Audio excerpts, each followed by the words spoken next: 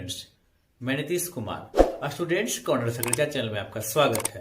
इस वीडियो में हम मैट्रिक परीक्षा में आने वाले कुछ जरूरी महत्वपूर्ण गणित के प्रश्नों को देखेंगे।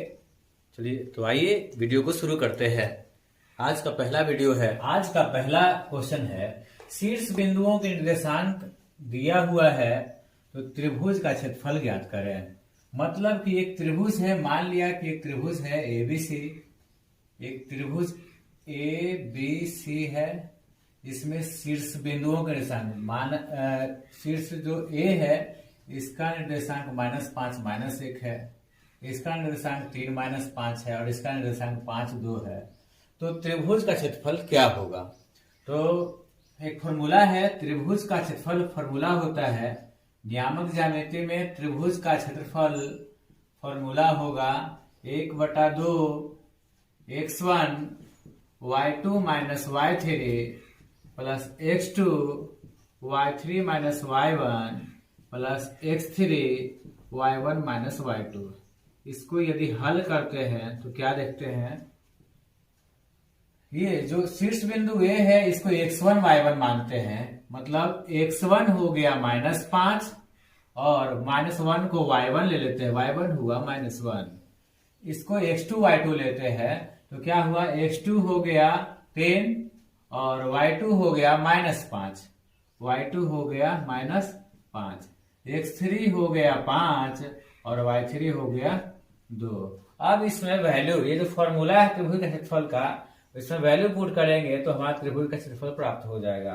देखते हैं 1/2 x1 है -5, y2 -5 माइनस y3 2 है इसलिए यहां पर 2 रखेंगे, प्लस x2 हुआ 10, y3 है 2 घटा और y1 हुआ -1। क्योंकि यहां भी माइनस है और y1 का भी वैल्यू माइनस, इसलिए माइनस माइनस +1 हो जाएगा। x3 हुआ 5, y1 है -1 और y2 है -5। क्योंकि माइनस पहले से ही है, माइनस यहाँ भी तो माइनस और माइनस +5 हुआ। अब देखते हैं 1/2 -5 -5 -2 -7, 3 2 और 1 जोड़कर 3, 5 से 1 घटाए 4, तो 1/2 ये हुआ माइनस माइनस प्लस हो गया गुना करने पर, और 5 7 35 प्लस 35 हुआ, 3 तिया 9 और 5 चौके 20। और इस तरह से यदि हम लोग 35 9 44 20 64 करते हैं तो 2 से ये 32 कट जाएगा और बचेगा हमारा 32 वर्ग इकाई। इस तरह से यदि क्वेश्चन में पूछा जाए तो क्षेत्रफल निकालेंगे। यदि किसी त्रिभुज में उनके शीर्षों के निर्देशांक इस प्रकार से दिया रहे और क्षेत्रफल ज्ञात करना हो तो इस फॉर्मूला का हम लोग इस्तेमाल करेंगे और इसके मदद से जो है क्षेत्रफल हमें प्राप्त हो जाएगा। अब अगले प्रश्न को हम लोग सॉल्व करेंगे। इस क्वेश्चन में क्या देखते हैं, सिद्ध करना है, हमें सिद्ध करना है कि जो बिंदु 0 11 2 3 और 3 -1 संरेख हैं। तो संरेख होने का तरीका यही है कि यदि हम उसका क्षेत्रफल निकालें, त्रिभुज का क्षेत्रफल निकालें और वह क्षेत्रफल यदि 0 हो जाए, वह क्षेत्रफल यदि 0 हो जाए, 0 हो जाए, तो इसका अर्थ यह होगा कि वह जो है बिंदु संरेख है, अर्थात वह जो है त्रिभुज के क्षेत्रफल, त्रिभुज का निर्देशांक, त्रिभुज के शीर्षों का निर्देशांक नहीं हो सकता है। इसमें देखते हैं त्रिभुज का क्षेत्रफल लगाते हैं फॉर्मूला। त्रिभुज का क्षेत्रफल फॉर्मूला होगा 1/2 x1 y2 - y3 x2 y3 - y1 और x3 y1 - y2। 1/2 x1 क्या है, यहाँ ये x1 और ये y1 हुआ, x2 y2 हुआ और x3 y3। तो x1 हुआ 0, y2 हुआ 3 और y3 हुआ -1। तो चूंकि यहां भी माइनस और यहां भी माइनस है इसलिए माइनस और माइनस मिलके हो गए 1। x2 यहाँ 2 है और y3 -1 है और y1 क्या है तो 11 है। उसी प्रकार x3 3 है और y1 11 और y2 3 है। अब देखते हैं यहाँ कि जीरो से यदि इस जीरो से यदि पूरे को गुना करेंगे तो 0 होगा और दो ये -1 और -11 -1 और -11 मिलकर हो गए -12। 3 और 11 3 घटाया तो 8 और इस तरह से 12 दूनी 24 -24 होगा और 3 8 24 और 1/2 24 कट के हो गए 0 अर्थात 0 यानी कि पूरा हो गया 0। तो यहाँ हम देख रहे हैं, इसमें देखने वाली समझने वाली बात यह है कि कभी भी यदि संरेख दिखाना हो बिंदुओं को कि वह संरेख है तो तरीका क्या है कि हम लोग त्रिभुज का क्षेत्रफल निकालते हैं और त्रिभुज का क्षेत्रफल ज्ञात करने पर यदि उसका वैल्यू 0 हो जाए अर्थात वह त्रिभुज के शीर्षों के निर्देशांक नहीं है बल्कि वह संरेख है। तो यहां चूंकि 0 आ गया इसे लिखेंगे, इसलिए बिंदुएं 0 11 2 3 और 3 -1 संरेख है। इस तरह के क्वेश्चन जो है एग्जाम में पूछे जाते हैं, ध्यान देने वाली बात है। आइए तो अब हम लोग जो है नेक्स्ट क्वेश्चन की ओर चलते हैं।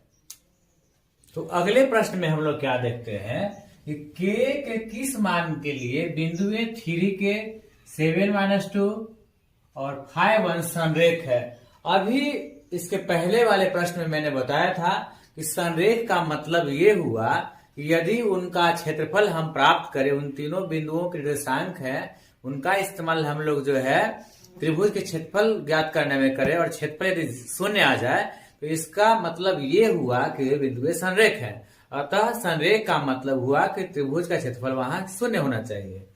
चूंकि बिंदुएं संरेख है अर्थात क्या हुआ, त्रिभुज का जो क्षेत्रफल है वो होना चाहिए 0। तो त्रिभुज का क्षेत्रफल अभी देखे थे नियामक ज्यामिति में होता है 1/2 x1 y2 - y3 plus x2 y3 - y1 plus x3 y1 - y2 और ये पूरा क्या होगा 0 होगा। तो यहां देखते 1/2 x1 हुआ 3 और y2 हुआ -2 माइनस y3 हो गया 1, x2 हुआ 7 और y3 हुआ 1 माइनस y1 हो गया k प्लस x3 हुआ 5 y1 हुआ k माइनस, अब चूंकि y2 का वैल्यू यहाँ -2 है और माइनस पहले से तो माइनस और माइनस मिलके हो जाएंगे +2 बराबर 0। तो ध्यान देने वाली बात यहाँ ये है कि यदि ये जो 2 बटा में है उधर ले जाएं, बराबर के उस तरफ ले जाएं, तो ये 2 जो है उधर 0 से गुना होके 0 हो जाएगा। तो यहाँ बचेगा क्या 3 और -2 -1 मिलके -3 प्लस 7 को 1 से गुना करेंगे 7 और प्लस -7 को k से करेंगे 7k प्लस 5 को k से करेंगे 5k और प्लस प्लस प्लस हो जाएगा 5 दूनी 10 हो जाएगा बराबर 0। अब क्या देखते हैं, यहां होगा 3 तिया 9 -9 प्लस 7 -7k प्लस 5k हो जाएगा -2k प्लस 10 बराबर 0। अब क्या करते हैं k को इस तरफ रखते हैं और बाकी का वैल्यू उधर रख देते हैं। तो -2k और ये होगा 10 और 7 17 से 9 घटाएंगे तो होगा 8 बराबर 0। और यदि हम लोग 8 को बराबर के इस तरफ ले जाएं दूसरे तरफ तो चिन्ह बदल जाएगा, -8 होगा और k का जो मान होगा वो होगा -8 बटे -2। माइनस माइनस कैंसिल हो जाएंगे और 2 चौके 8 और इस तरह से k का वैल्यू आएगा 4। इस प्रश्न को भी बहुत ही ध्यान पूर्वक देखना होगा क्योंकि इस तरह के क्वेश्चन जो है एग्जाम में अवश्य पूछे जाते हैं। अब हम लोग अगले प्रश्न की ओर देखते हैं। तो हम लोग अगले प्रश्न में क्या देखते हैं कि दिया हुआ है किसी त्रिभुज के शीर्षों के निर्देशांक -2, 3, 8, 3 और 6, 7 है, तो उस त्रिभुज के केंद्र के निर्देशांक क्या होंगे। तो मान लेते हैं कि एबीसी एक त्रिभुज है, इसके शीर्षों के निर्देशांक इस प्रकार से दिए गए हैं। तो इसके केंद्रक का निर्देशांक कभी भी ज्ञात करना हो तो फॉर्मूला होता है इसके लिए, केंद्रक त्रिभुज के केंद्रक का निर्देशांक जो फॉर्मूला होगा वो क्या होगा, x1 plus x2 plus x3 बटे 3, y1 plus y2 plus y3 बटा। तो x1 है -2 प्लस x2 है 8 और x3 है 6 बटा 3, y1 है 3, y2 है 3 और y1 है 3, y2 है 3 और y3 है 7/3। सबको यदि जोड़ दिया जाए तो 6 8 14 से 2 घटाएंगे होगा 12 बटे 3 और 3 3 6 7 13 बटे 3। 3 से 4 मरतबे जो है 12 कटेगा, यानी 1 हुआ 4 और 13 बटे 3। इस तरह से त्रिभुज के केंद्र के निर्देशांक ज्ञात हो गए। चलिए आइए अब नेक्स्ट क्वेश्चन की ओर हम लोग देखते हैं। क्या देखते हैं कि यदि बिंदु 2 -2 -2 2 को मिलाने वाला जो रेखाखंड है उसका मध्य बिंदु कोई है तो उसका निर्देशांक क्या होगा। मान लेते हैं कि एक बिंदु A है जो कि 2 -2 दिया गया है, एक बिंदु C है जो कि एक बिंदु B है जो कि -2 और 2 है, और इसको मिलाने वाला जो रेखाखंड है इसका मध्य बिंदु हम लोग मान लेते हैं C। ये मध्य बिंदु हुआ जिसको हमने मान लिया C। इसका निर्देशांक क्या होगा। तो याद रखने वाली बात है कि मध्य बिंदु का जो निर्देशांक होता है उसका फॉर्मूला है x1 प्लस x2/2 और y1 प्लस y2/2। और इस तरह से यदि x1 यहाँ 2 है, x2 -2 हो गया बाय 2, उसी प्रकार y1 -2 और y2 ये 2 हो गया। 2 और 2 घट के हो गए 0/2 और यहाँ उसी प्रकार घट के हो गया 0/2 और इसको यदि निकाला तो 0 0 हमारा आंसर होगा। अब अगले क्वेश्चन की ओर देखते हैं। क्या देखते हैं हम लोग कि 8 सेंटीमीटर त्रिज्या वाले ठोस गोले से 2 सेंटीमीटर त्रिज्या वाले कितने ठोस गोले बनाए जा सकते हैं। तो इसमें जो है 2 सेंटीमीटर त्रिज्या वाले ठोस गोलों की संख्या प्राप्त करने होंगे। कभी भी रूप बदलने की बात की जाए, पिघलाने की बात की जाए, मोड़ने की बात की जाए तो दोनों आकृति का जो है हम लोग उसमें आयतन प्राप्त करते हैं, आयतन निकालते हैं। तो क्या करते हैं, यदि हम लोग को संख्या निकालना है इसका तो क्या करते हैं, मान लेते हैं, माना कि 2 सेंटीमीटर त्रिज्या वाले ठोस गोलों की संख्या बराबर x, अर्थात क्या हो गया, अतः हम लिख सकते हैं 2 सेंटीमीटर त्रिज्या वाले गोले का आयतन चूंकि कितने संख्या में है, x संख्या में है, और कुल मिलाकर हो जाता है ये 8 सेंटीमीटर त्रिज्या वाला, 8 सेंटीमीटर त्रिज्या वाले ठोस गोले का आयतन, ठोस गोले का आयतन। तो इसमें देखते हैं कि 1 से यदि निकालें तो क्या होगा, 8 सेंटीमीटर त्रिज्या वाले गोले का आयतन, त्रिज्या वाले गोले का आयतन,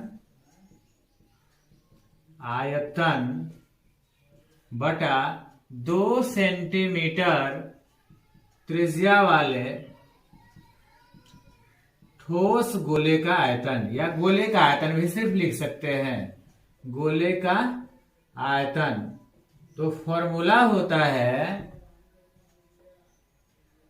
4/3 पाई, चूंकि त्रिज्या 8 था इसलिए 8 का क्यूब। उसी प्रकार नीचे भी 4/3 पाई, चूंकि त्रिज्या यहाँ 2 था इसलिए 2 का क्यूब।